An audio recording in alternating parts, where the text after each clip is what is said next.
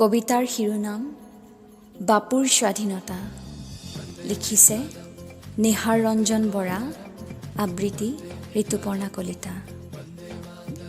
হে বাপু, তুমি মহান, তুমিয়েইতো আছিলা অমৰ জোৱান। মৃত্যুৰ পিছতো আজি তোমাৰেই জয়গান। ৭০ বছৰে হাতত এডাল লাঠি লৈয়ে অহিংসা নীতিৰে শত্ৰুক কৰিলা দমন। তুমিয়েইতো স্বাধীনতাৰ দুৱাৰ মুকলি কৰি দিছিলা বাপু। কিন্তু তোমাৰ এতিয়া সেই অহিংসা নীতি নাই, সেই শান্তিৰ অমৰ পূজাৰীজনো নাই। এতিয়া তুমিতো চহৰৰ চাৰিআলিটোত হাতত লাঠি লৈ থকা নিৰ্ভীক দৰ্শকহে। বাপু, তুমি থকালৈ সকলো ঠিকেই আছিল।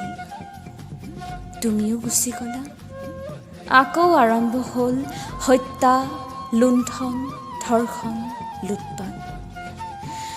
মুকলি আকাশৰ তলত এতিয়াও আমি পৰাধীন। আমাৰ বাক স্বাধীনতা সৰ্ব কৰিলে কোনে? বাপু কোনে? উত্তৰ দিয়া বাপু, উত্তৰ দিয়া।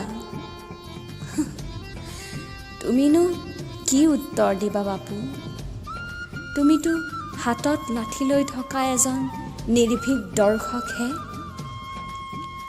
তুমি আকৌ ঘূৰি আহা বাপু, নহ'লে আকৌ দেশ যাব, মাটি যাব, ভেটি যাব। সকলোতে শূন্যতাই বিৰাজ কৰিব।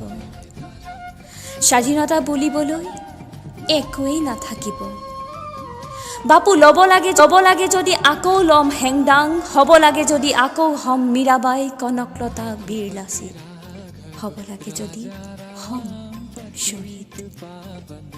তথাপিও দেশ যাব নিদিওঁ, মাটি যাব নিদিওঁ, ভেটি যাব নিদিওঁ।